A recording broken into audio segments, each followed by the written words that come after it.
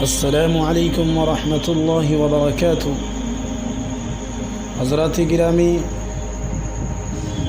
آج میں آپ کے سامنے حضرت عمر بن خطاب رضی اللہ تعالی عنہ کا تذکرہ کروں گا، کیونکہ آج ایک محرم ہے اور ایک محرم الحرام کو ابو لولو نے عمر بن خطاب کو شہید کر دیا تھا۔ اس لیے میں چند باتیں آپ کے سامنے پیش کرتا ہوں، ملاحظہ فرمائیں۔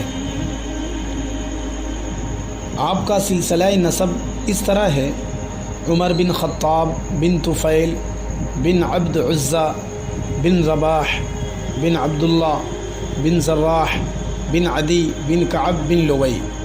کعب کے دو بیٹے تھے، ایک عدی، دوسرے کا نام مرہ۔ حضرت صلی اللہ علیہ وسلم کے اجداد میں سے ہیں، یعنی 8ویں پشت میں حضرت عمر کا سلسلہ نسب حضرت صلی اللہ علیہ وسلم کے سلسلہ نسب میں مل کر ایک ہو جاتا ہے۔ عمر فاروق رضی اللہ تعالیٰ عنہ کی کنیت ابو حفص تھی۔ آپ صلی اللہ علیہ وسلم نے آپ کو فاروق کے لقب سے ملقب فرمایا تھا۔ آپ ہجرت نبوی سے 40 سال پہلے پیدا ہوئے۔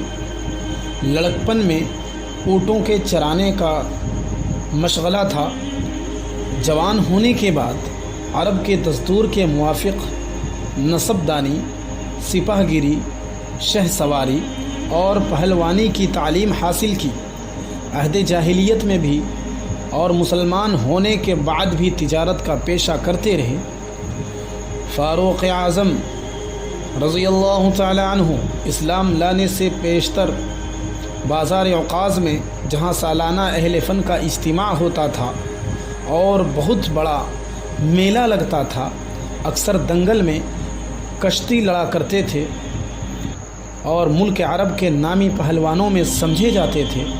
شہ سواری میں یہ کمال حاصل تھا کہ گھوڑے پر اچھل کر سوار ہوتے اور اس طرح جم کر بیٹھتے کہ بدن کو حرکت نہ ہوتی تھی۔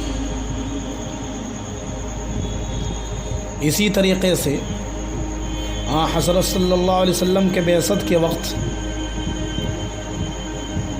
ایک روایت میں بیان کیا گیا ہے کہ صرف 17 آدمی ایسے تھے جو لکھنا پڑھنا جانتے تھے۔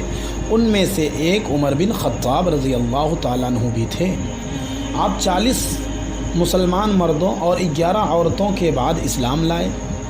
ایک قول کے مطابق 39 مردوں اور 23 عورتوں کے بعد، اور ایک قول کے مطابق 45 مردوں اور 11 عورتوں کے بعد اسلام میں داخل ہوئے۔ آپ سابقین اور عشرہ مبشرہ میں سے ہیں۔ آپ صلی اللہ علیہ وسلم کے بڑے چاہی تھے اور لاڈلے تھے۔ آپ کا شمار علماء اور بڑے صحابہ میں شمار ہوتا تھا۔ 539